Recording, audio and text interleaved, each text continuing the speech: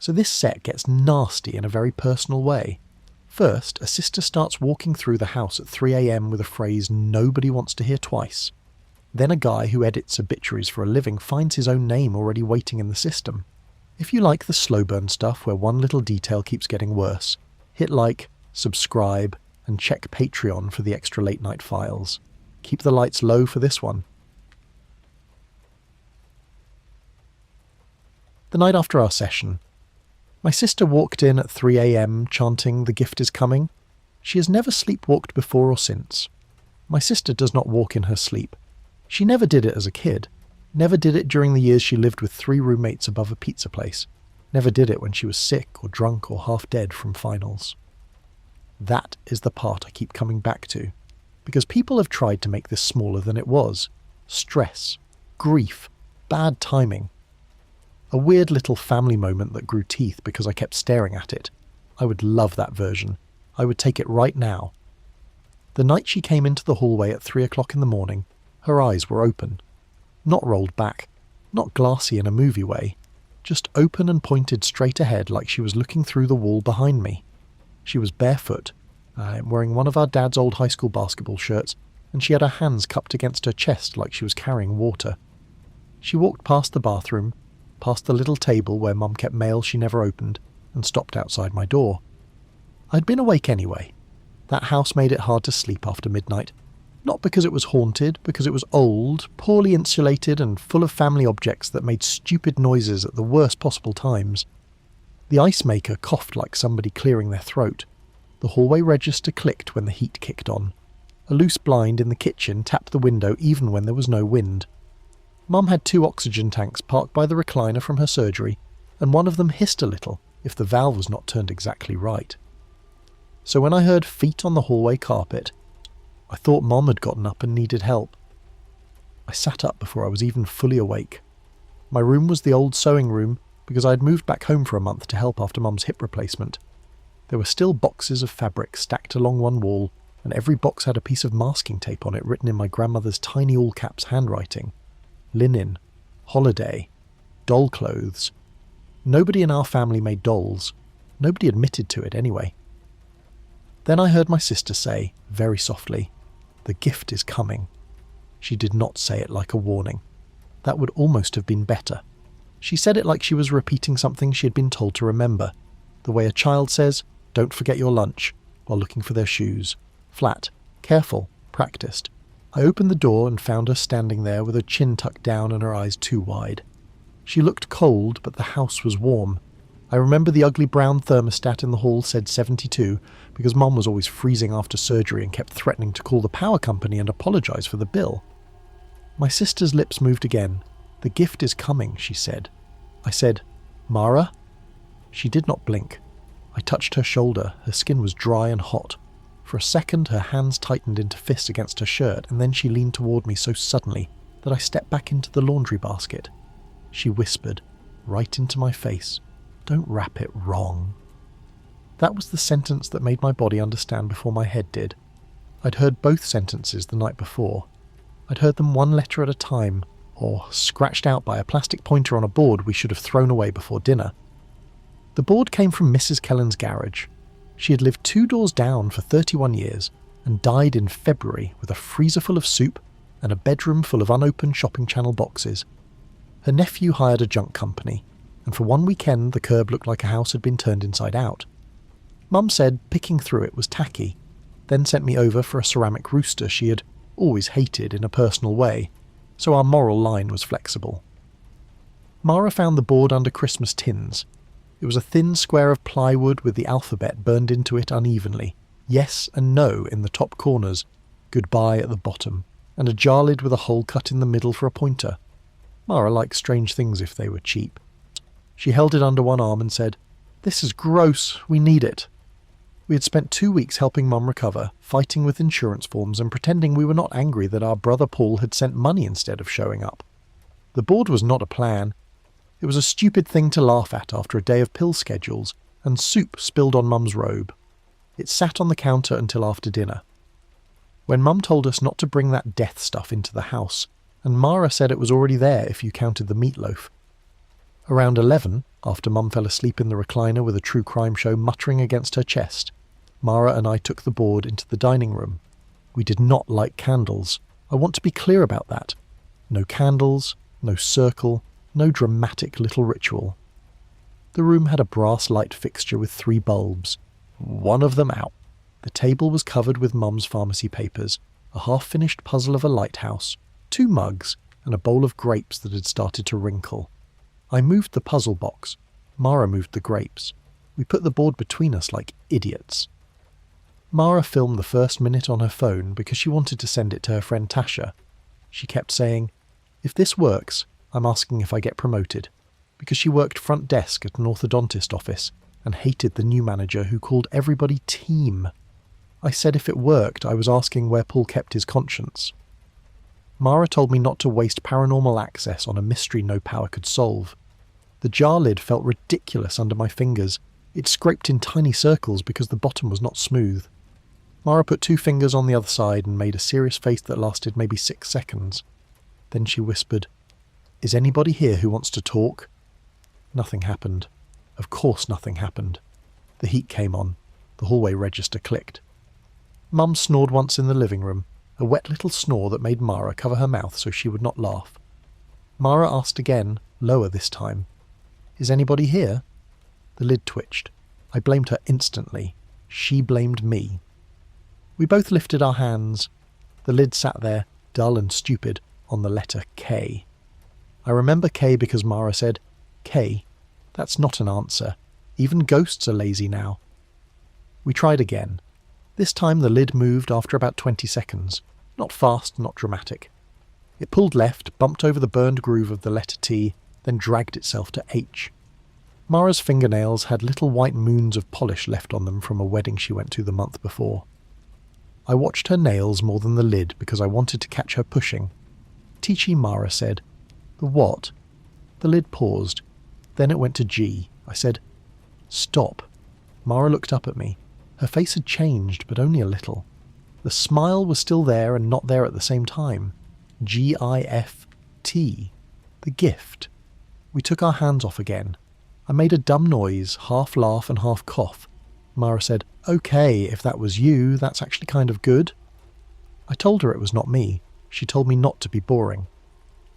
The phone was still recording, propped against the napkin holder, and later that mattered because the audio caught the scrape of the lid clearly. It did not catch anything else. No whisper, no floor creak, no hidden third hand. Just scrape, pause, scrape. Mara asked, "What gift?" The lid did not move. She asked, "Is it for me?" The lid shot to yes hard enough to knock into the edge of the board.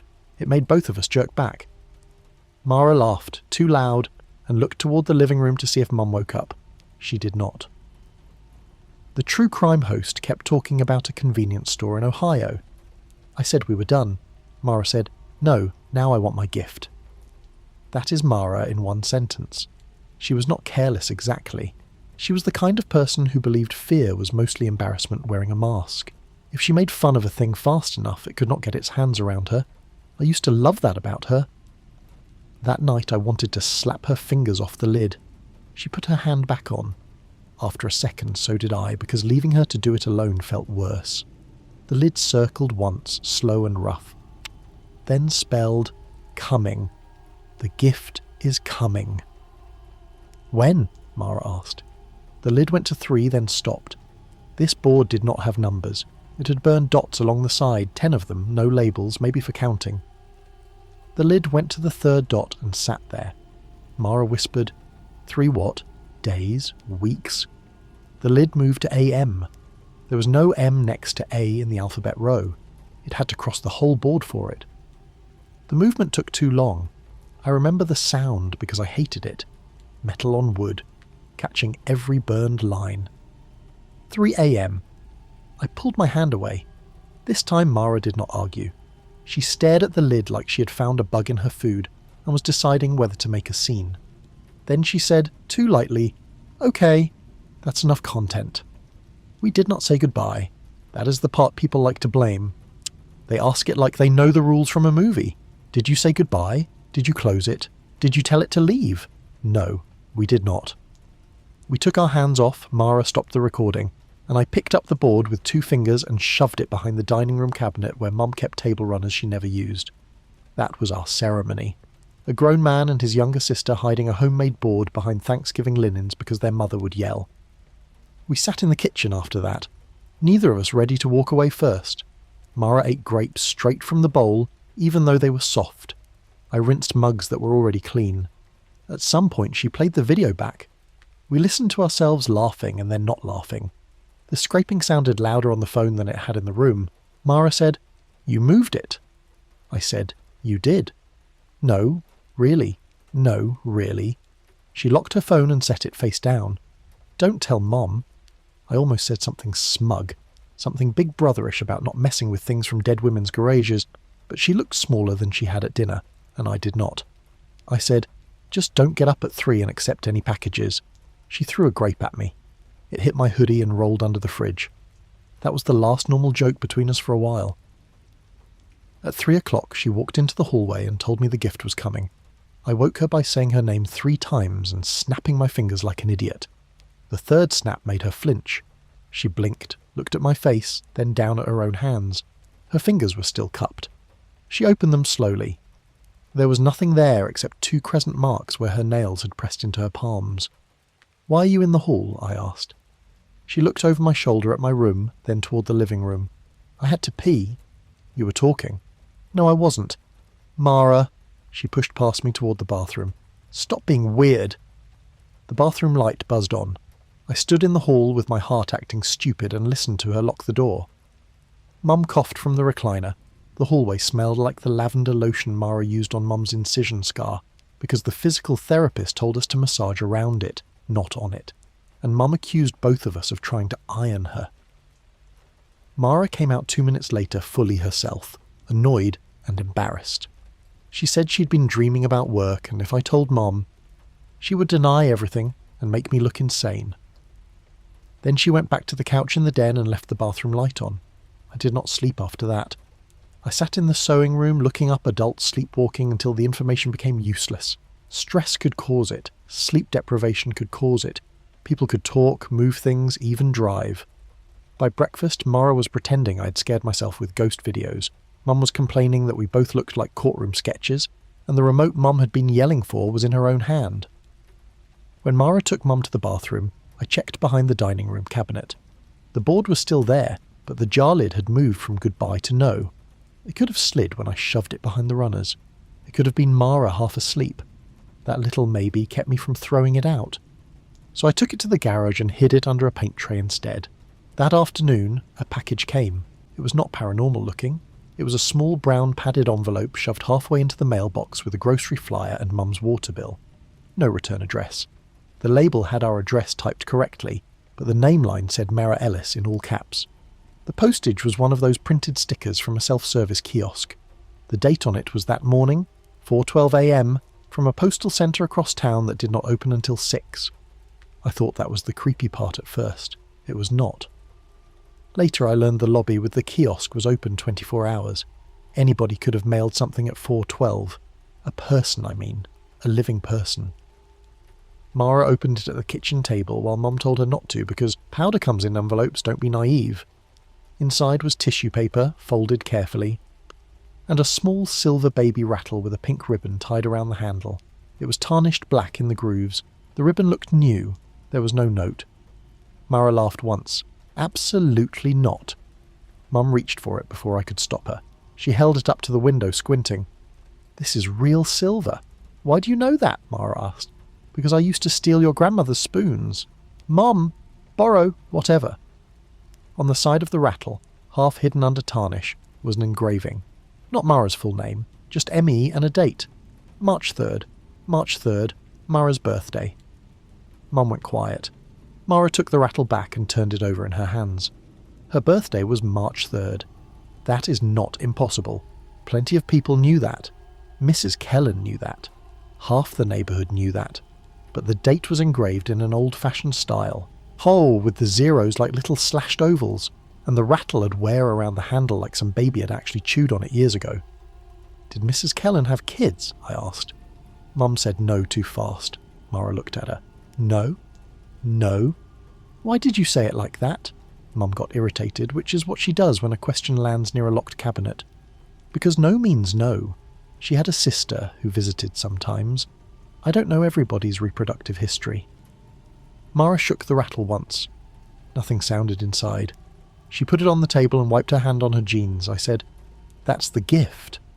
"Don't," Mara said. Mum looked between us. "What does that mean?" Neither of us answered. "We should have told her then. I know that." But Mum had just spent 10 days in the hospital after a surgery that was supposed to take 1 hour and took 4. She was sleeping in a recliner because her bed was too high. She cried when she could not put on socks by herself, then pretended she was coughing. So we did what families do. We withheld the truth and called it kindness. Mara threw the rattle in the outside trash after Mum's nap. I watched from the kitchen window. She lifted the lid, dropped it in, and then stood there with both hands on the bin like she was steadying herself. The neighbour across the street was trying to teach his kid to ride a bike without training wheels, and the kid kept yelling, "Don't touch me," while clearly wanting to be touched. Such a normal sound. Rubber tyres on pavement, a father lying and saying, "I've got you," with both hands already off. At 3 the next morning, Mara was in the hallway again. This time I had set an alarm for 2:55 and sat on the edge of the sewing room bed with my phone in my hand, feeling ridiculous. I had not told Mara. I told myself I was proving nothing would happen. That was a lie. I was waiting for it.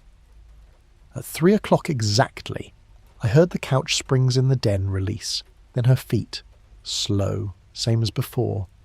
She came into the hall wearing sweatpants and a sweatshirt, her hair falling across her face. Her hands were cupped to her chest. "The gift is coming," she said. I was recording. I hate that I was recording before I helped her, but I was. A person can be scared and still want evidence, maybe especially then. "Mara," I said. She kept walking until she reached the dining room. She stopped in front of the cabinet where the board had been hidden the night before, even though it was now in the garage. She lowered her cupped hands and opened them over the floor. The silver rattle fell out. It hit the hardwood with a soft, bright clink. I did not move for several seconds. My phone kept recording my breathing, which sounded fake, like somebody pretending to panic in a play. Mara stood there with her hands open and empty. Her eyes were fixed on the cabinet. Then she whispered, "Don't wrap it wrong." I grabbed her shoulders and shook her harder than I meant to. Her head snapped back. She woke up angry and confused, then saw the rattle on the floor and started crying. Not screaming. Crying in a furious, humiliated way, wiping at her face like the tears were somebody else's mess. Mum woke up that time. She called from the living room. "What broke?" Mara said, "Nothing." Mum said, "Don't lie to me in my own house." So we told her. Not all at once, not well. We sat at the kitchen table with the rattle between us and told her about the board, the message, the 3 a.m. answer, the sleepwalking. Mara showed her the video from the first session and my hallway recording. Mum watched both without speaking. She had one hand pressed flat over the front pocket of her robe where she kept tissues. When the second video got to the part where the rattle hit the floor, Mum closed her eyes. I said, "Mum?" She asked where we found the board. I said, "Mrs. Kellen's garage." Mum opened her eyes and looked toward the front of the house, toward the dead woman's place 2 doors down. "Of course," she said. Mara said, "What does that mean?" Mum told us Mrs. Kellen had not had children, but she had been pregnant once. This was before we were born, before Mum and Dad bought the house, back when the neighbourhood still had open lots and no HOA.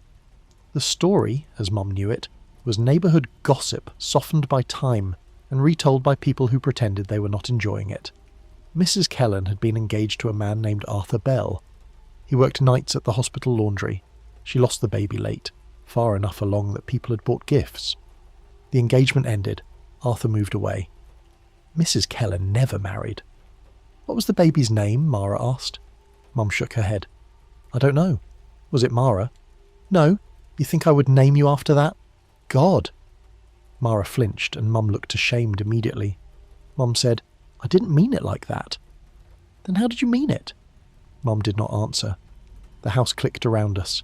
The ice maker dropped a batch into the bin and made all 3 of us jump. I asked about the rattle. Mum said she had no idea. Gifts were given, probably. Showers were different then. People embroidered things. People engraved things. People also stole things from each other and called it borrowing. She rubbed her forehead and said maybe Mrs. Kellen had kept the rattle in the garage and somebody from the junk company mailed it as a cruel joke. At 4:30 in the morning, that theory felt almost generous.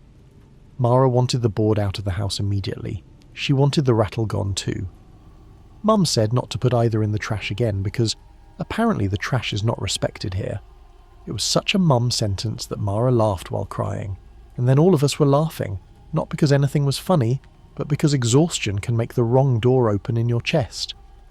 At dawn, I carried the board and the rattle to the car. Mara followed with a shoebox and packing tape. She said if something was coming, she wanted to wrap it right. I told her not to say that. She said, I am allowed to be insane in my own driveway. We put the rattle in the shoebox, wrapped the board in an old towel and drove to Mrs. Kellen's house. The junk pile was gone, the garage door was closed. A real estate sign leaned against the porch, not installed yet, just waiting. The place looked emptier than a house usually looks from the outside, like even the windows were holding their breath. We left the shoebox and board by the side door. Mara wrote, "Sorry" on a napkin, and tucked it under the tape.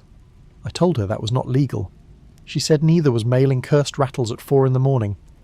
As we walked back to the car, the garage door opener clicked inside Mrs. Kellen's garage. The door did not move, just the opener. A small mechanical clack, then a hum that lasted maybe 2 seconds. Mara and I froze in the driveway. The morning was grey. A school bus hissed at the corner. Somebody's sprinkler was ticking even though the grass was still wet. The opener clicked again. Mara whispered, "Nope." We got in the car.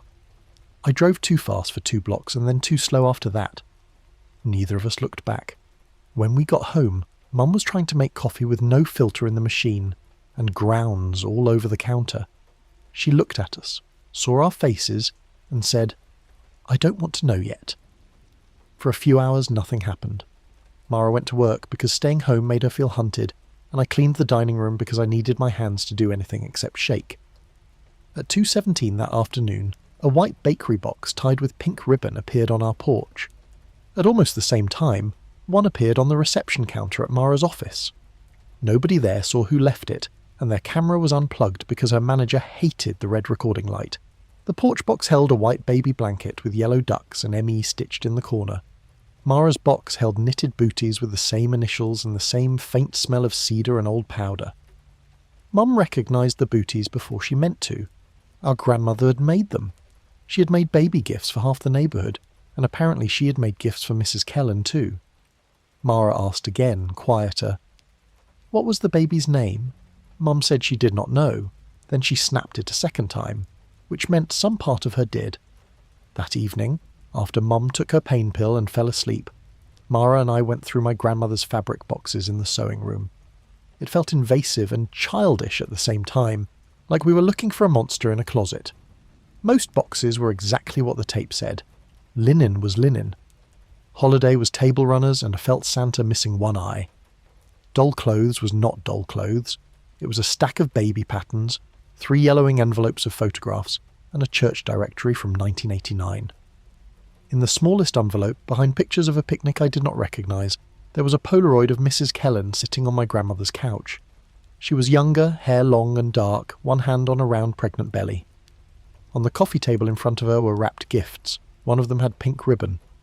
On the white border of the Polaroid, in my grandmother's handwriting, was written, "Mara Elaine Shower, February 28th. Mara saw it before I did.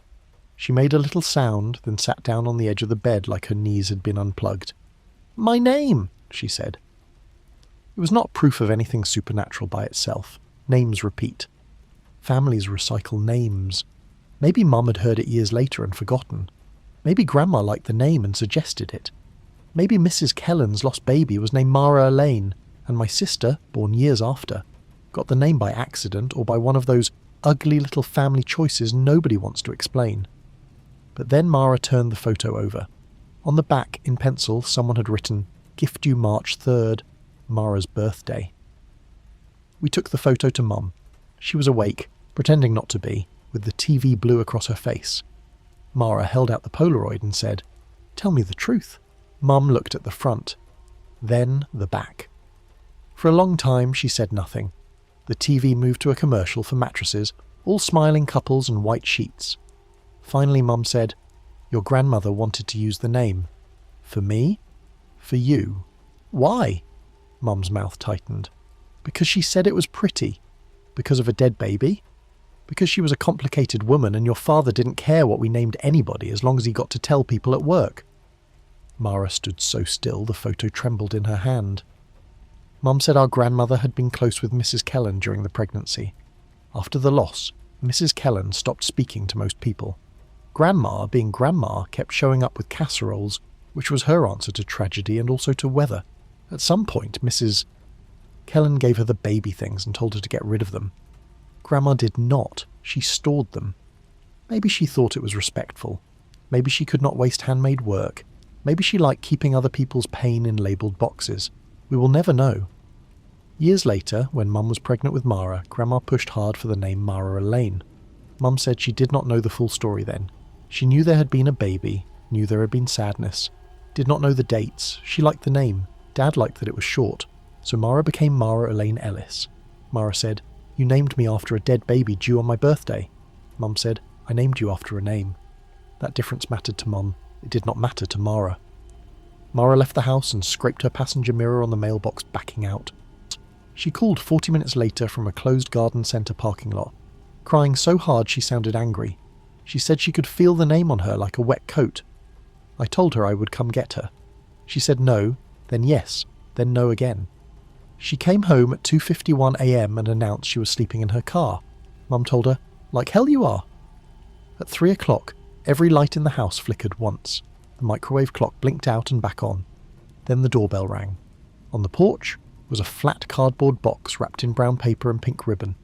Inside was a pale blue handmade dress, adult-sized, with tiny pearl buttons down the back.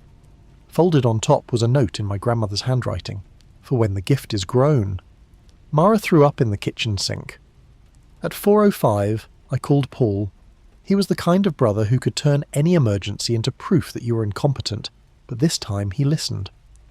When I said something was happening with Mara, he went quiet and said, "Is it the Kellen stuff?"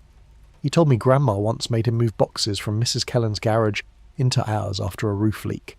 He saw baby things, saw the name Mara Elaine, and asked Mum about it.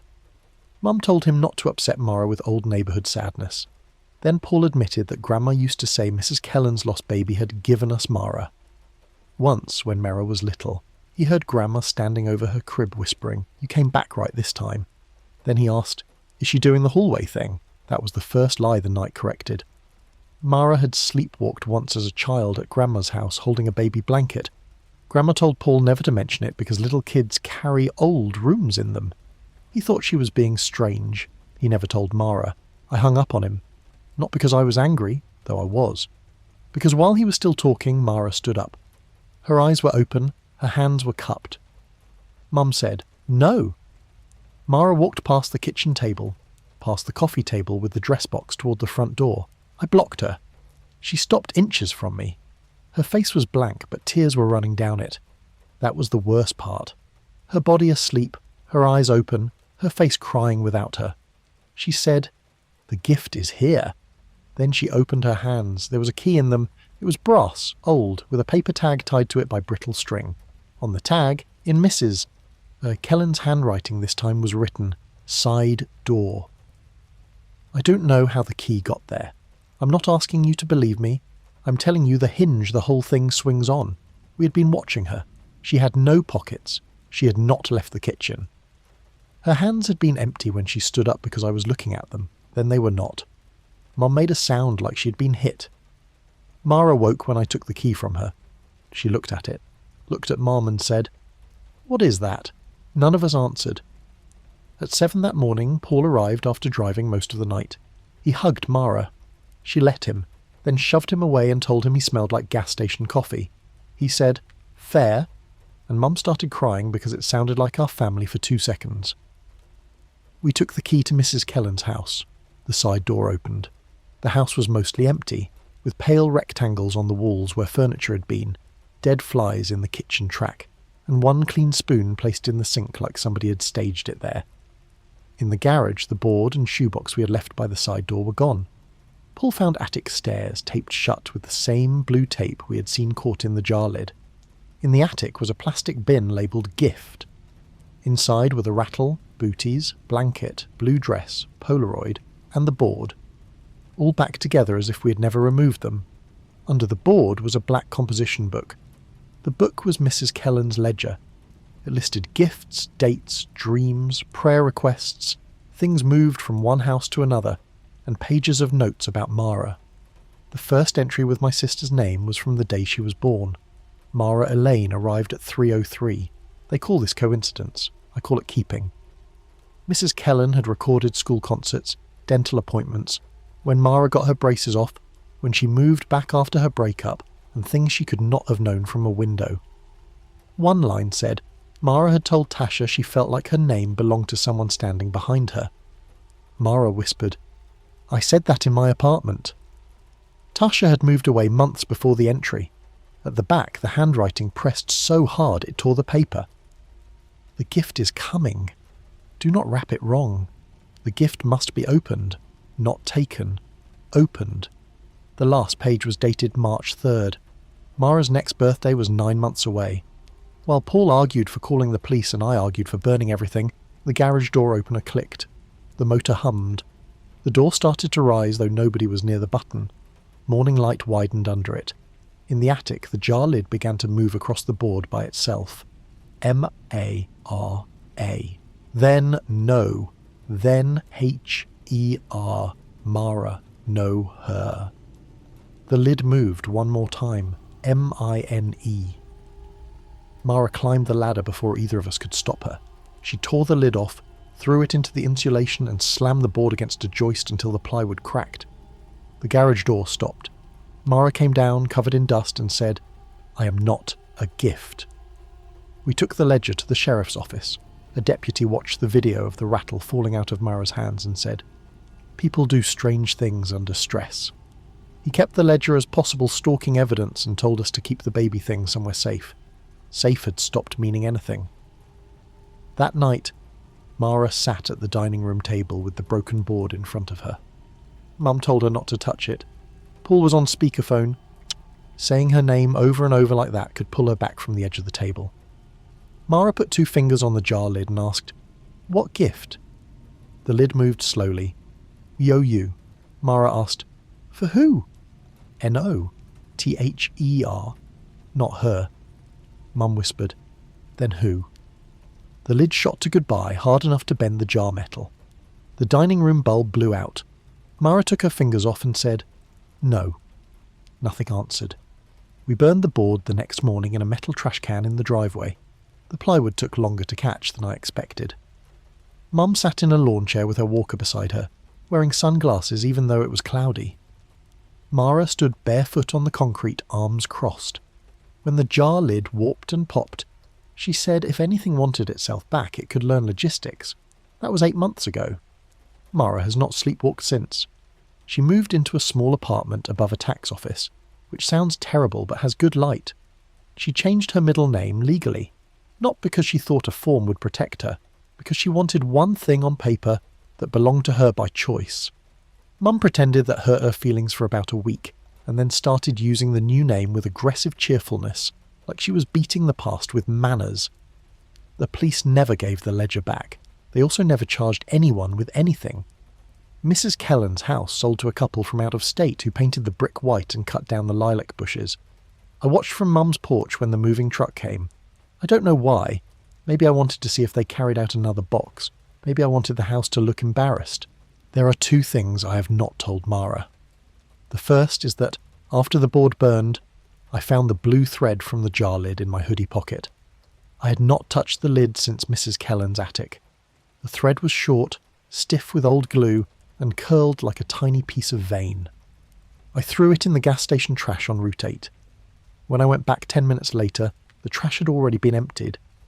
The second thing happened last week. Mum asked me to pull down the sewing room boxes because she wanted to donate fabric before she changed her mind. At the very bottom of the fake doll clothes box under the patterns was a square of white tissue paper tied with pink ribbon. I didn't open it in the house. I took it to the driveway. Inside was one baby mitten, yellowed with age, no bigger than my thumb.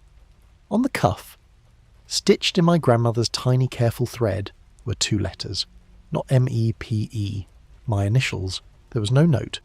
There did not need to be one. I burned it alone in a saucepan I later threw away. I did not tell Mara because she has earned mornings where coffee is just coffee. I did not tell Mom because she's finally walking without the cane, but I keep waking at 2:57. Not every night. Enough. I lie there and listen to the house settle, the ice maker, the register, the blind in the kitchen tapping the glass even after I tied it up. I tell myself there is no board anymore, no lid, no letters, nothing for a hand to move across. Then 3 o'clock comes, and for one clean second I am sure I hear my sister's voice in the hallway, not chanting this time, not asleep, just asking from very far away, "Did you wrap yours right?"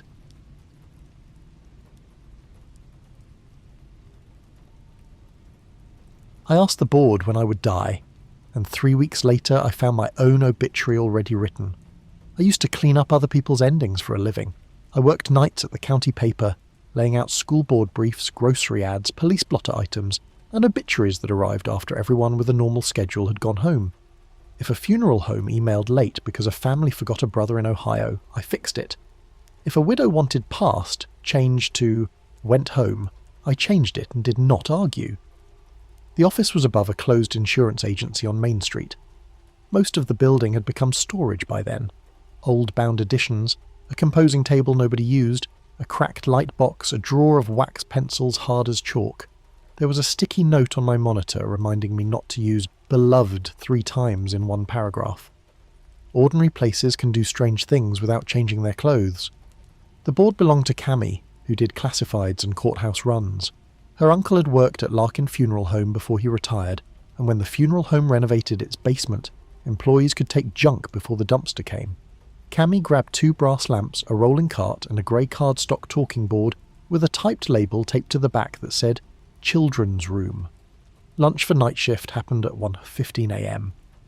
The only other person in the office was Dell, the press manager, and he was downstairs arguing with the folding machine.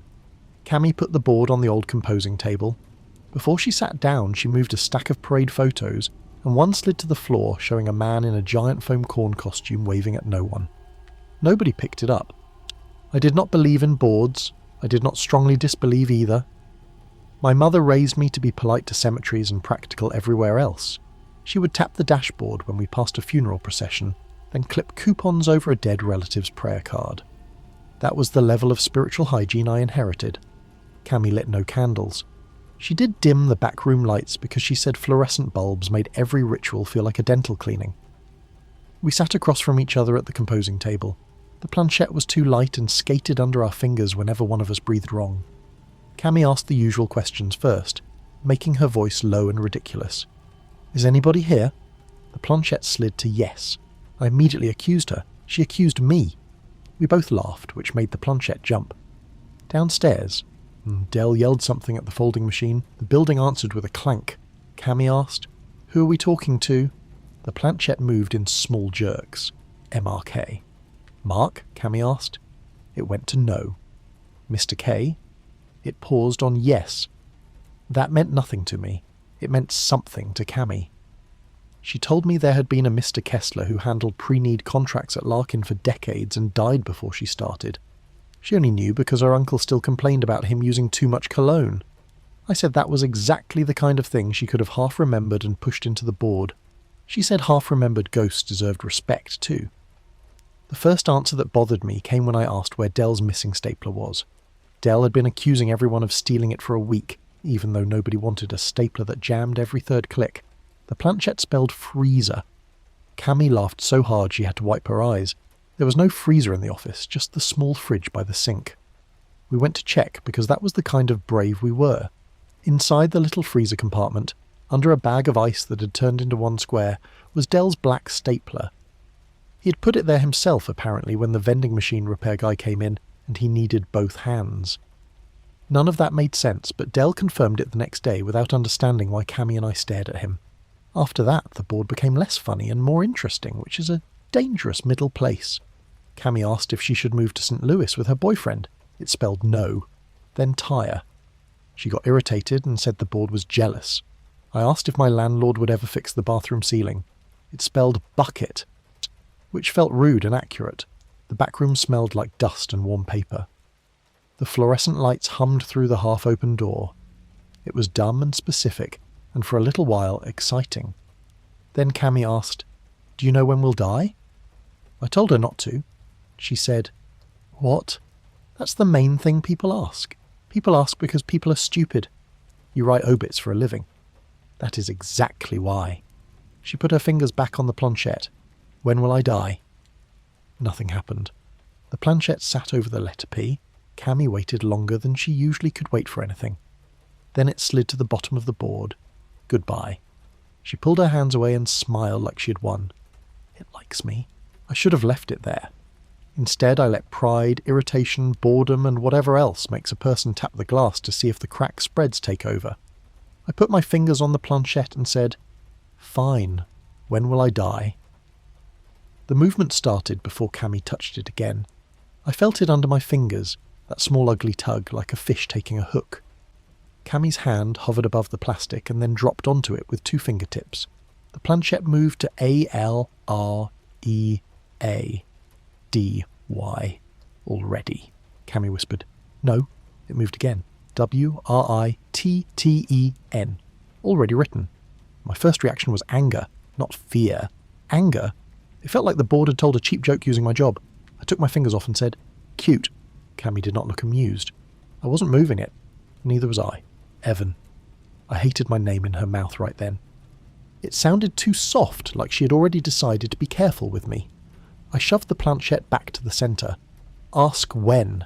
"No, ask," she said. "When?" The planchette did not spell a date.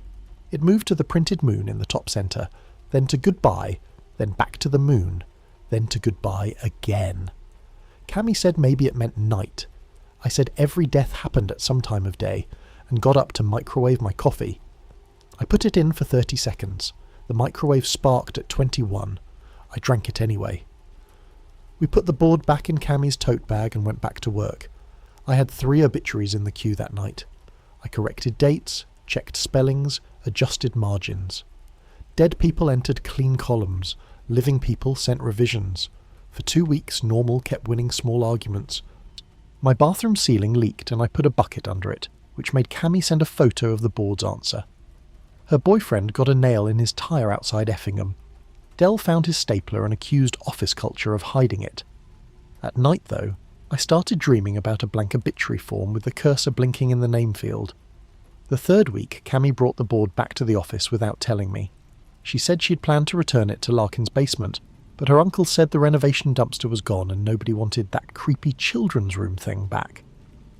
It had been sitting in the trunk of her car under 2 reusable grocery bags and a case of bottled water. She said her car smelled like roses even though there were no roses in it. I told her funeral homes did that. She said, "My car isn't a funeral home." I told her not to bring it inside. She did anyway because she had found something taped under the board. It was a funeral home intake card, yellowed and folded twice. The handwriting was black and narrow. There was no body name, no family contact, no date of service. In the notes box someone had written, "Print only when asked." Under that, in a different pen, "Do not ask for yourself." I read it 3 times while Cammy stood by the ad desk, chewing the inside of her cheek. She had a habit of eating sunflower seeds when she was nervous, cracking them with one side of her mouth. But that night she had forgotten them and kept reaching for the empty pocket of her jacket. Maybe Mr. Kessler was just weird, she said. Funeral home weird or felony weird? Both are possible.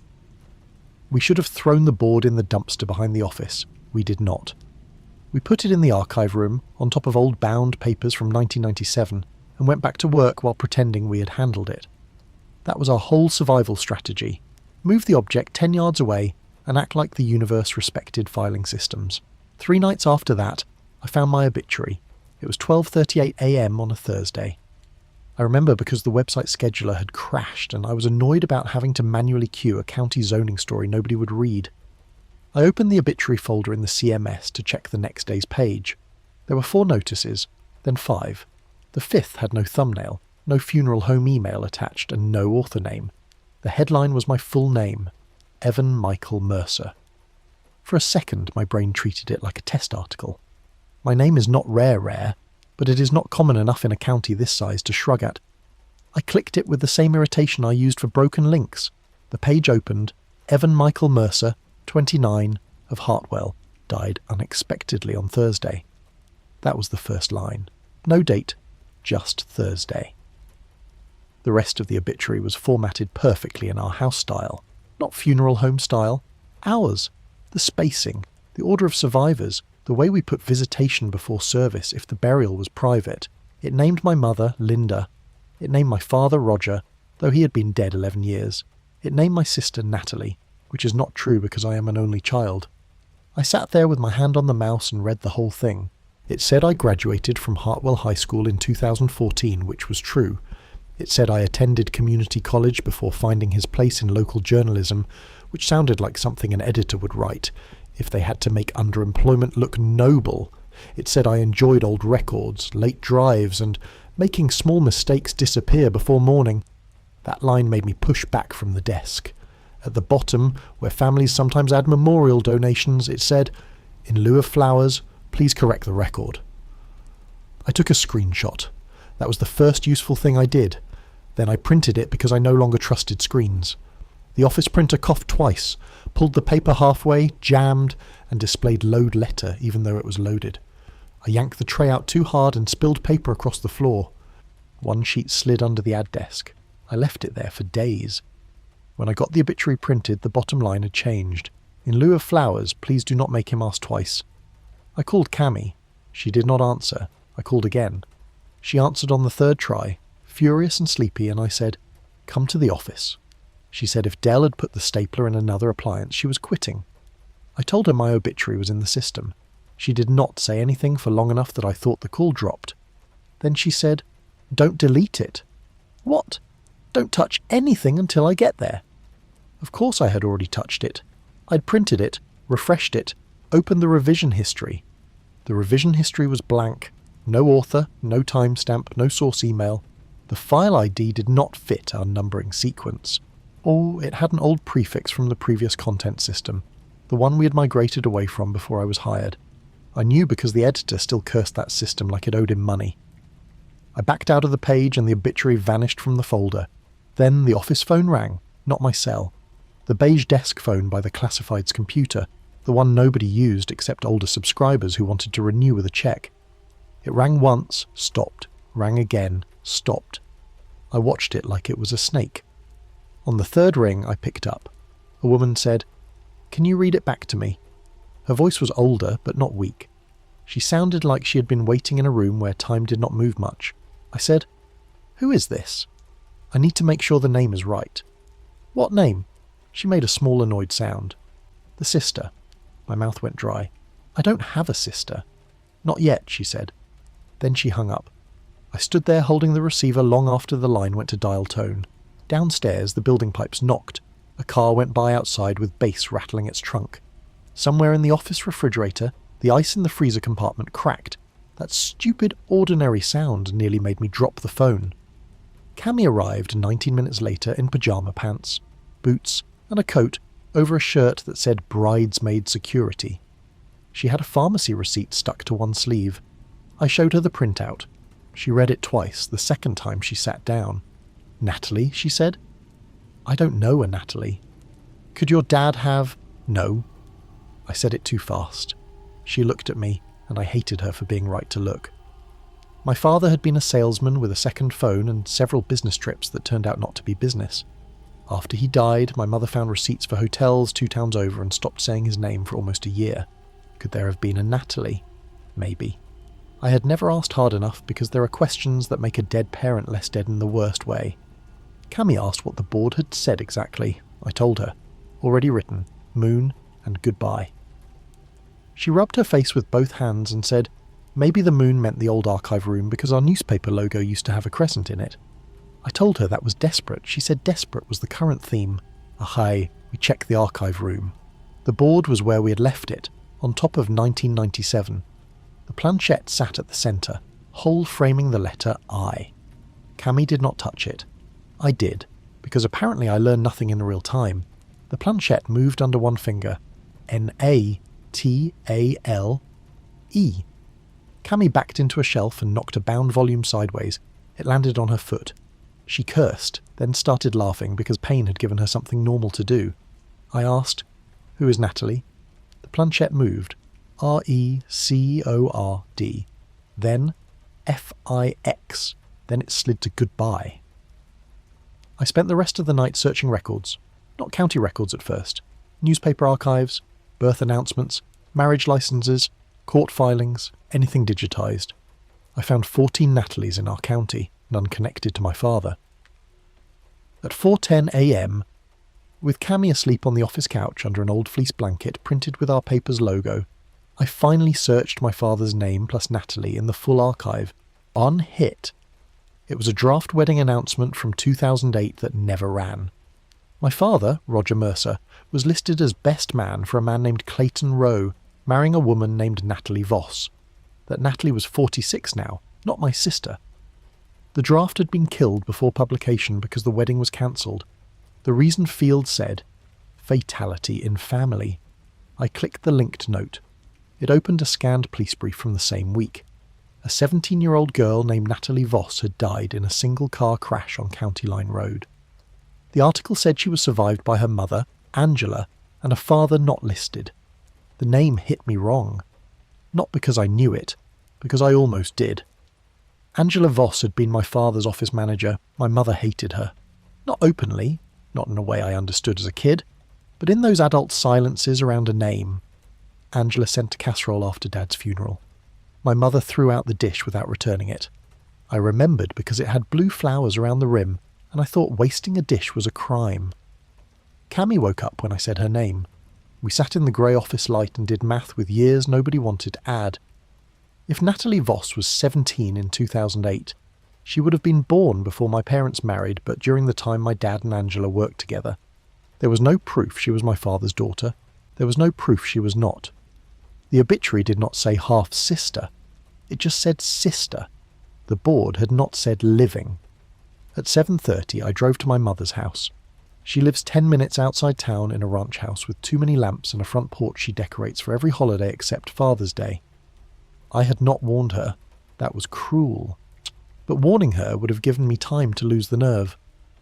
She opened the door in a robe, holding a mug that said Book Club, though she had been kicked out of Book Club for spoiling endings. I asked her if Dad had a daughter named Natalie. She did not ask why. She did not say, "What are you talking about?" She looked past me at my car in the driveway, then said, "Who called you?" That was the answer enough. The truth came out in pieces, none clean. My father had known Angela before my mother. Natalie might have been his, he suspected. Angela never asked for money, never asked for anything public. My mother found out when Natalie was 12 because Dad tried to go to a school concert and lied badly. Mum stayed because I was 7 and because leaving takes money and because pride can trap a person as effectively as love. Then Natalie died 5 years later. Dad went to the funeral and told Mum it was a vendor meeting. Mum knew. She let him come home and eat dinner. People think betrayals become dramatic at the centre.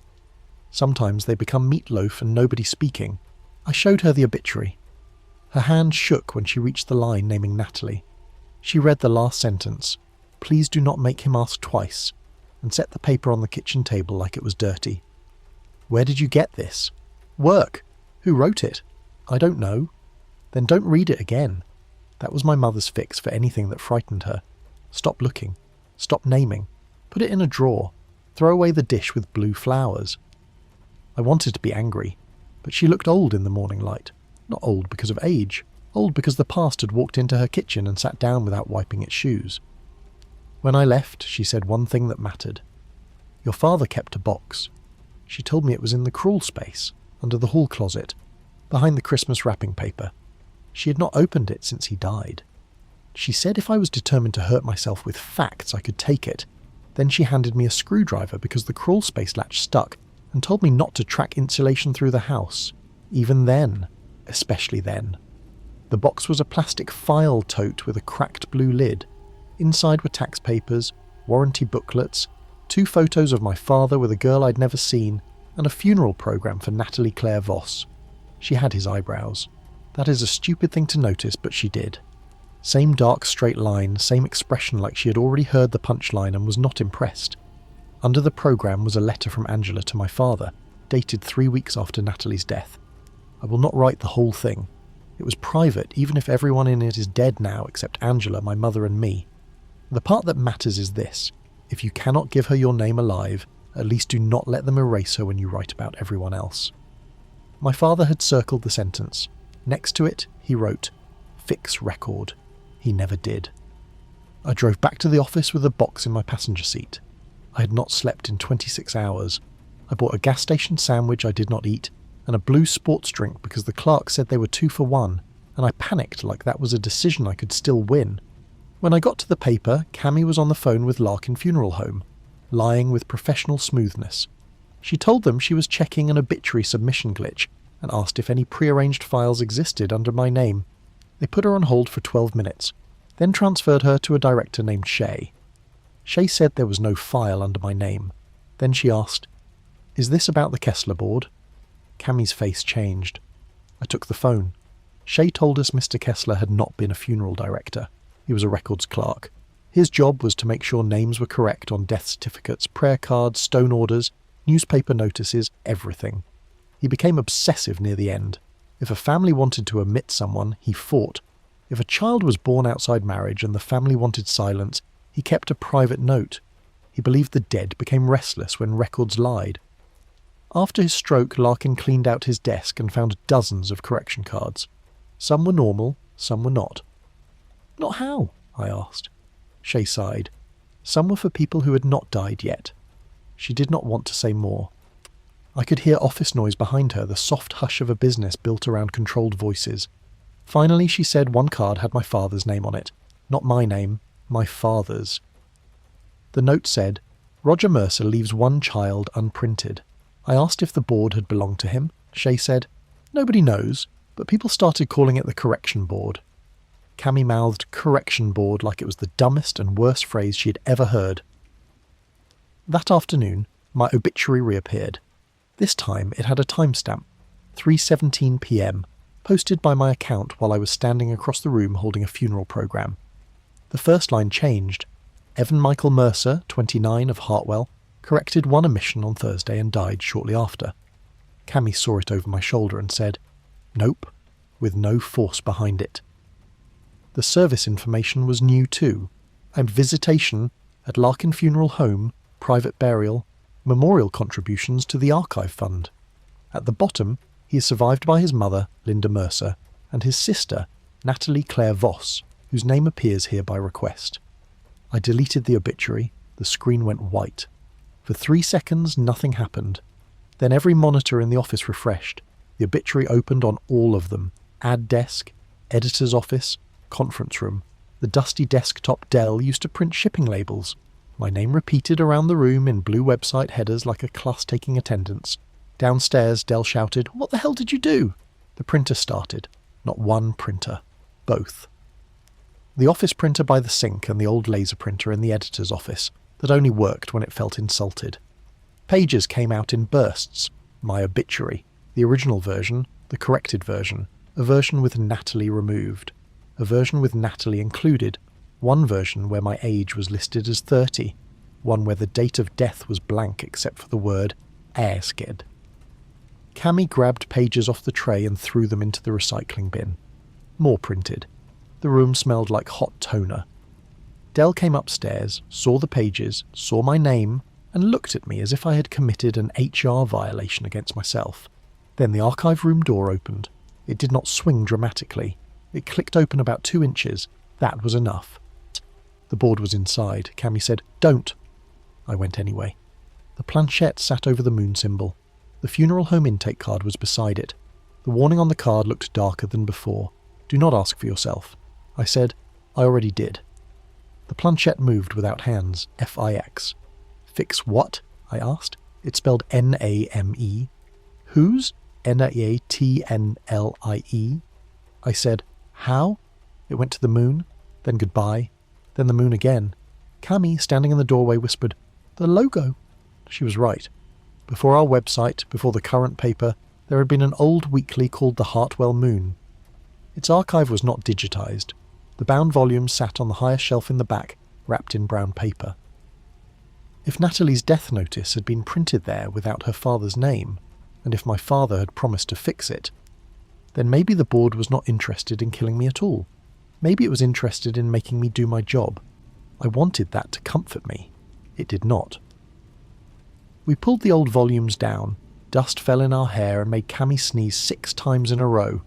The issue we needed was from April 2008. Natalie's death notice was on page 4 under a used car ad. It listed her mother, grandparents, cousins, and many friends. No father, no omission mark, no note.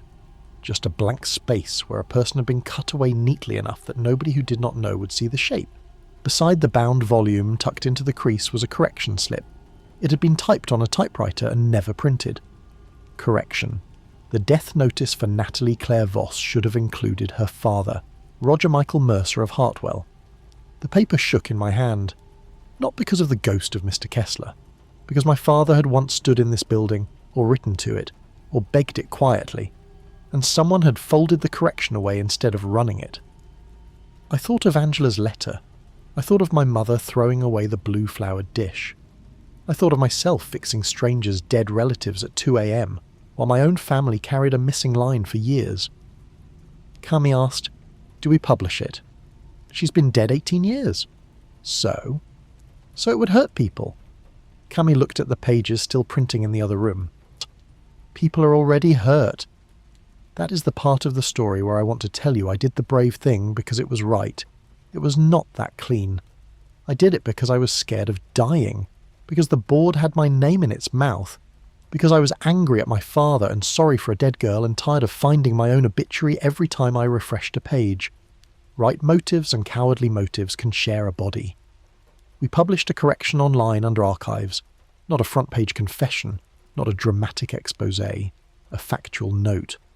We stated that the 2008 death notice for Natalie Claire Voss omitted the name of her father, Roger Michael Mercer, and that the archive record had been corrected. Cammy insisted we add "The Herald regrets the error," because she said newspapers are only good at apologising in one dead language. I clicked publish. The printer stopped.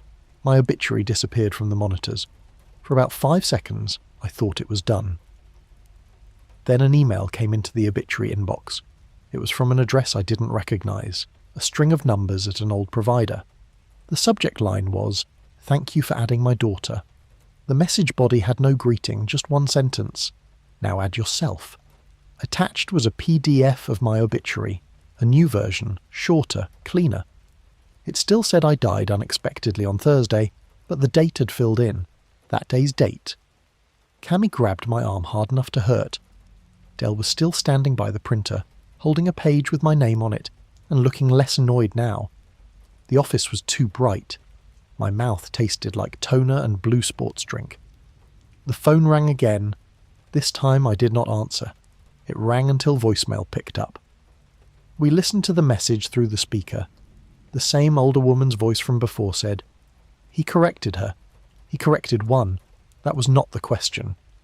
There was a pause. Papers rustled near the mouthpiece. "He asked when he would die." Click. Cammy said we were leaving. I did not argue. We took the board because leaving it in the archive room felt like leaving a burner on.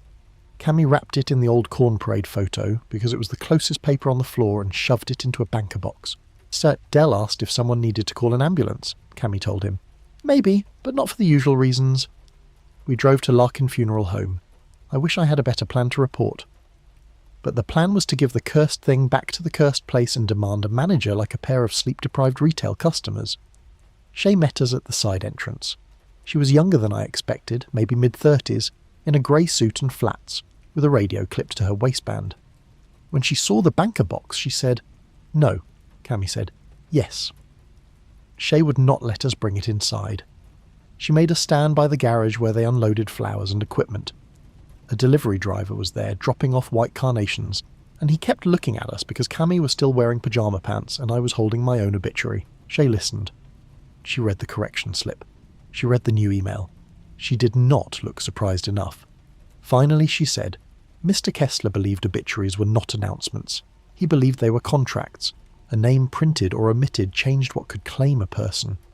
Families lied, newspapers cleaned the lie, funeral homes packaged it, and the dead carried the mistake forward. Near the end, he began writing obituaries for people who asked questions they should not ask, not because he wanted them dead, but because he believed every question required a record. "That's insane," I said. Shay nodded. "He had a stroke at his desk. Nobody said he was well. How do I stop it?" She looked at the board in the box. "You don't ask it anything else. Too late. Then you make the record accurate." I did. She looked at my obituary again. "No, you corrected Natalie. Your obituary says you died unexpectedly. Is that accurate?" I almost laughed in her face. "I'm standing here." "Then write a correction." It sounded stupid. It was stupid. It was also the only instruction anyone had given me that was not panic. We went back to the paper because apparently my survival depended on house style. At 6:42 p.m, with the sun going down behind the courthouse and Cammy sitting beside me with both hands around a paper cup of coffee she never drank, I wrote a correction to my own obituary.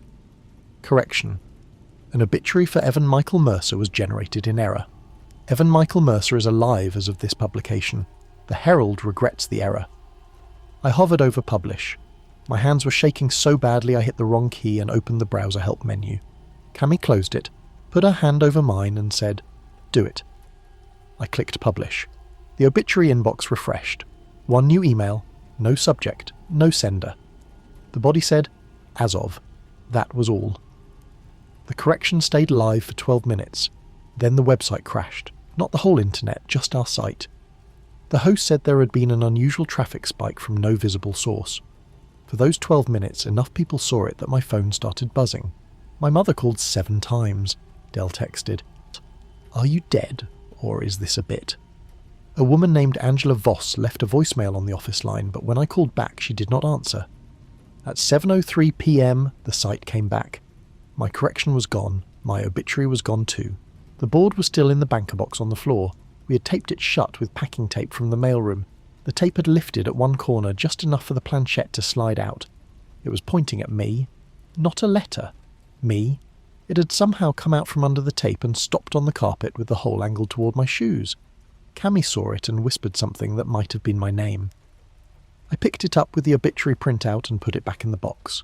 Then I carried the box downstairs to the alley, opened the dumpster and threw it in. The dumpster was empty except for newspaper bundles and a broken office chair. When the lid slammed shut, something inside knocked back. I did not open it. I quit 2 days later. Not dramatically. I gave notice by email because I could not stand the office phones. The editor called and said I was overreacting to a very strange technical and personal situation, which remains the worst summary of anything that has happened to me. Cammy stayed another month, then moved to St. Louis without the boyfriend. Dell retired and now sells refurbished radios online. The paper replaced me with a part-time remote contractor who lives 3 counties away and probably has a healthier relationship with death notices. My mother and I talk about Natalie sometimes, not often. Angela eventually called back. She did not want money or an apology from me. She wanted to know if Natalie had been named in the correction. I said yes. She cried quietly and then asked if my father had suffered when he died. I told her the truth, that it was quick. She said, "Good," and I do not know which way she meant it. The correction for Natalie is still in the archive. I check once a month from library computers, never my own. My correction is not. There is no obituary for me in the live system. There are screenshots, printouts, Dell's texts, Cammy's memory, and one voicemail from a woman asking about a sister I did not know I had. That is evidence of something, but not enough to make a clean shape. I moved out of Hartwell, not far. Far enough that the local paper is different and the obituaries use a different font. I work days now in a warehouse office, where the worst thing I format is inventory labels.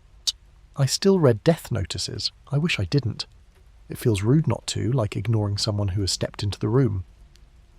3 weeks ago, on a Thursday, I got an envelope forwarded from my old address. No return name. Inside was a clipping from the Hartwell Herald. Not from the current edition.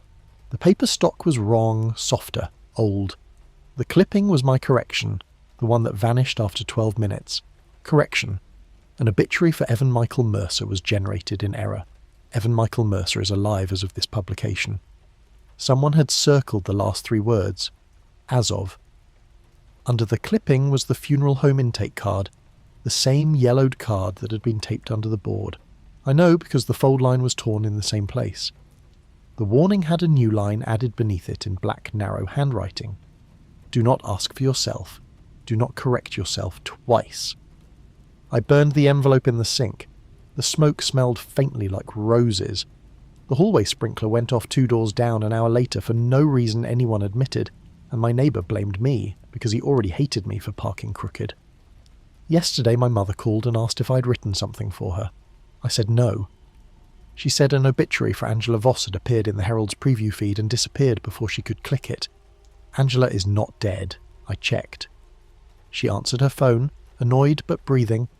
The obituary named her surviving daughter, Natalie, and surviving son, Evan. I did not ask when. I did not ask anything. I sat on my kitchen floor until the refrigerator motor kicked on and startled me so badly I laughed. There is a blank document open on my laptop right now. I keep trying to close it, but every time I do, the program asks if I want to save changes. There are no words in it, no title, no text, just a cursor blinking in the upper left corner like it is waiting for a name.